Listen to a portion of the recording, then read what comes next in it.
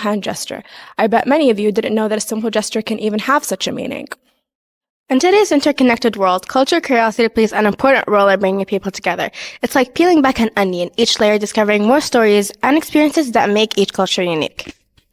Embracing our differences can really be a game changer when it comes to reducing violence and conflict. Throughout history, we can see countless examples of wars that could have been avoided had there been more cultural exchange.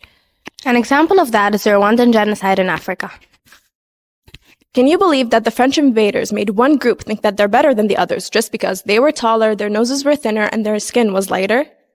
So after the French left, the Hutus and the Tutsis went on to fight each other. Friends against friends and neighbors against neighbors. It was practically a bloodbath. It's crazy how one country can become so divided just because another country viewed them differently. A practical solution for this problem could be for the groups to come together and create a council where they talk about the problems and try to find solutions for them. Let's take the G20 as an example. We actually had the honor of participating in an event held by the G20 summit host that year, aka India. The G20 is a group of many different countries with many different leaders that come together and talk about global issues, more specifically economical ones. Before going to India, we weren't really as excited because we had a different idea of what India could be. But when we got there and toured places in Agra, like the Taj Mahal, Viceroy's House, and Victory City, we got to learn more about the history behind India.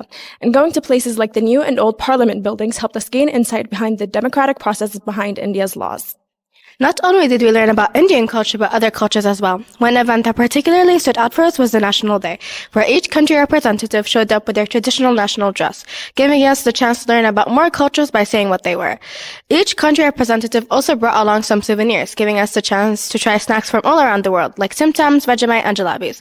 We also made them try Arabic coffee, in which they loved, by the way.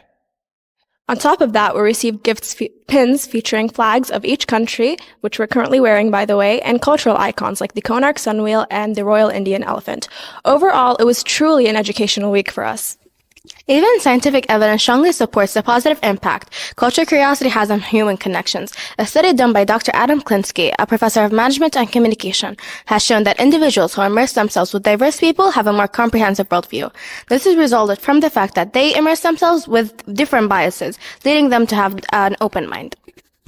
Now that we know that piece of information, how do we take action? I mean, simply acknowledging the importance of cultural curiosity isn't really enough. We need to actively engage in it. So go to celebrations and attend events and fully immerse yourselves in the cultures that surround you.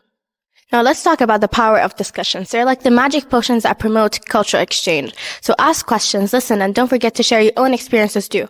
When you participate in these discussions, we become the superheroes of change. So let us leave you with this. The impact of cultural curiosity doesn't just stop at our own neighborhoods. Each and every single one of us has the power to be an instigator for change on a much larger scale. So share your experiences with your friends, families, and colleagues. And don't forget, cultural exchange is an obligation that has been placed upon us by God. في قوله تعالى وجعلناكم شعوبا وقبائل لتعارفوا صدق الله العظيم. Thank you for listening.